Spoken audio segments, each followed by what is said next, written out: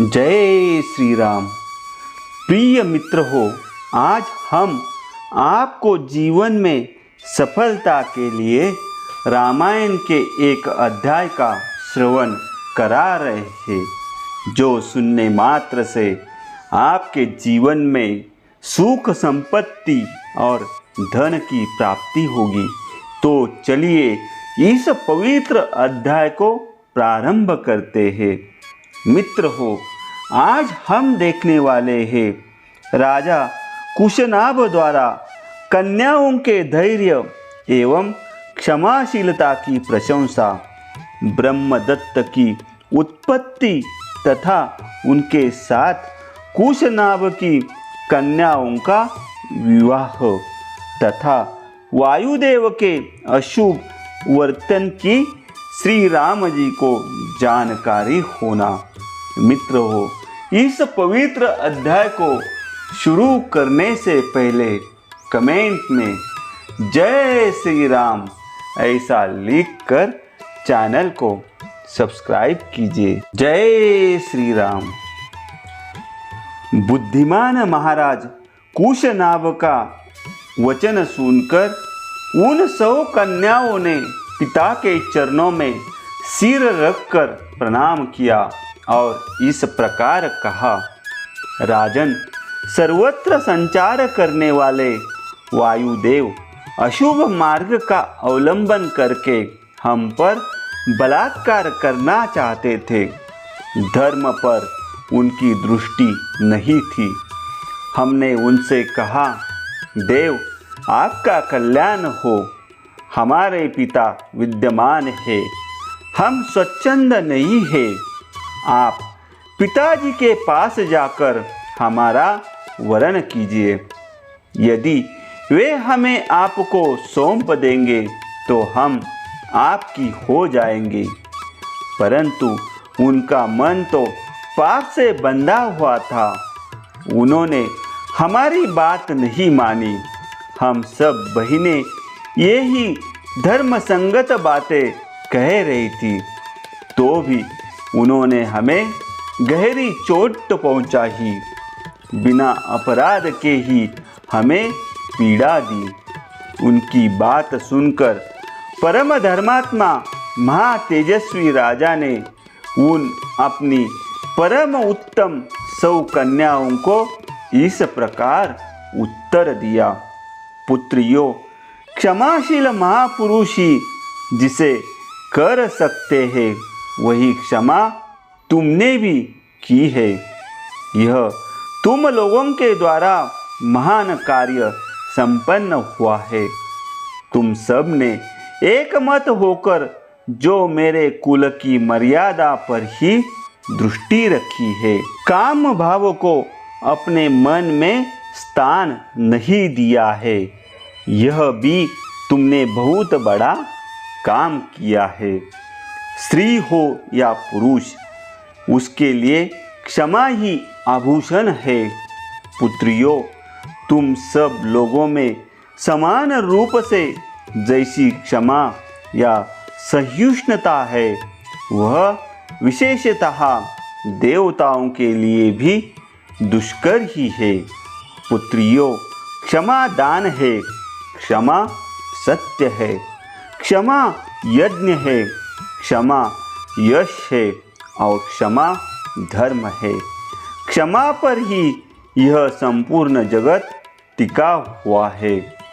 कुकुस्त कुल नंदन श्री राम, देवतुल्य पराक्रमी राजा कुशनाभ ने कन्याओं से ऐसा कहकर उन्हें अंतपुर में जाने की आज्ञा दे दी और मंत्रना के तत्व को जानने वाले उन नरेश ने स्वयं मंत्रियों के साथ बैठकर कन्याओं के विवाह के विषय में विचार आरंभ किया।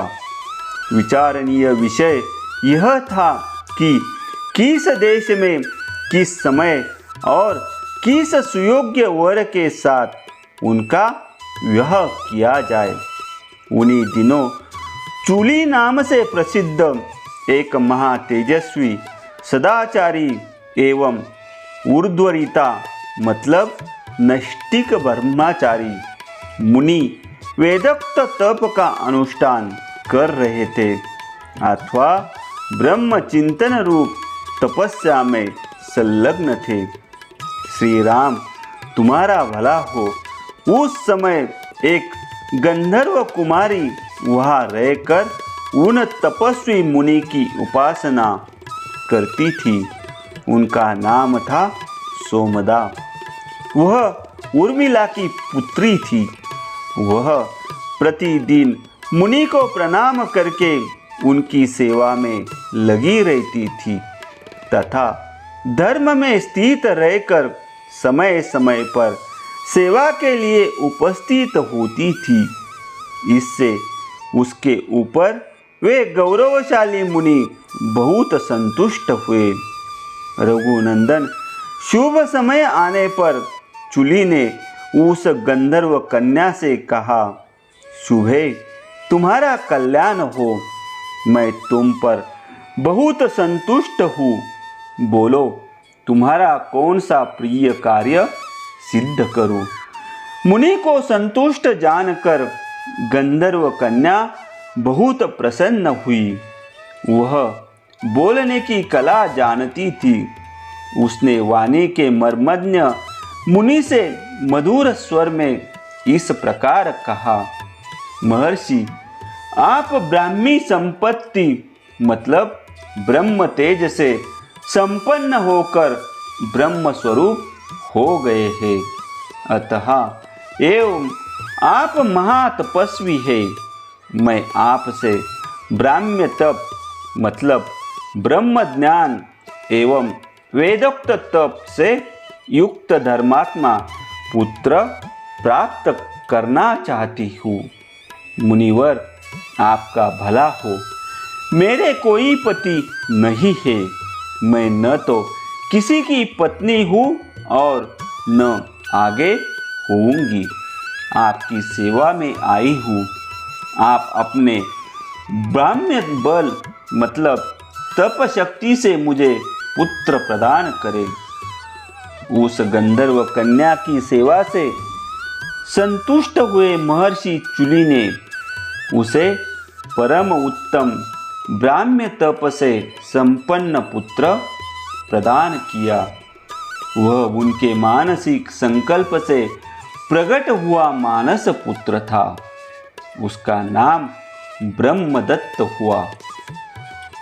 कुशनाभ के यहाँ जब कन्याओं के विवाह का विचार चल रहा था, उस समय राजा ब्रह्मदत्त उत्तम लक्ष्मी से संपन्न हो काम्पिल्या नामक नगरी में उसी तरह निवास करते थे जैसे स्वर्ग की अमरावतीपुरी में देवराज इंद्र।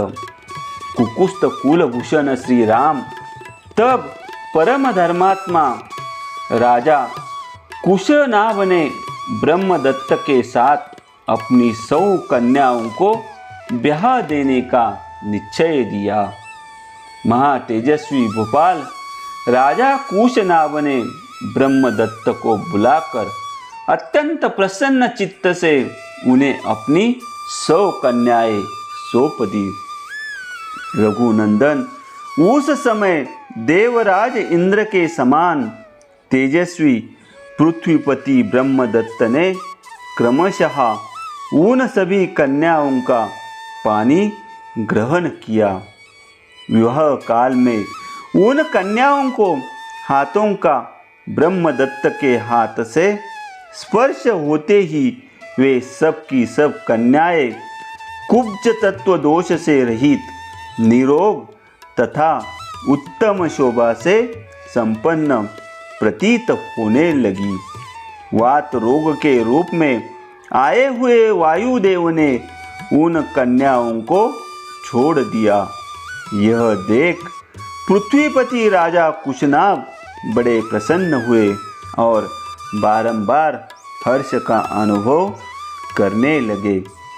भूपाल राजा ब्रह्मदत्त का विवाह कार्य संपन्न हो जाने पर महाराज कुशनाभ ने उन्हें पत्नियों तथा पुरोहितों सहित आदरपूर्वक विदा किया। गंधर्वी सोमदा ने अपने पुत्र को तथा उसके योग्य विवाह संबंध को देखकर अपनी उन पुत्र वधुओं का यथोचित रूप से अभिनंदन किया। उसने एक एक करके उन सभी राजकन्याओं को हृदय से लगाया और महाराज कुशनाभ की सराहना करके वहाँ से प्रस्थान किया। इस प्रकार रामायण का यह पवित्र अध्याय संपन्न हुआ। मित्र हो, अगला अध्याय सुनने के लिए चैनल को सब्सक्राइब कीजिए और कमेंट में लिखिए जय श्री राम।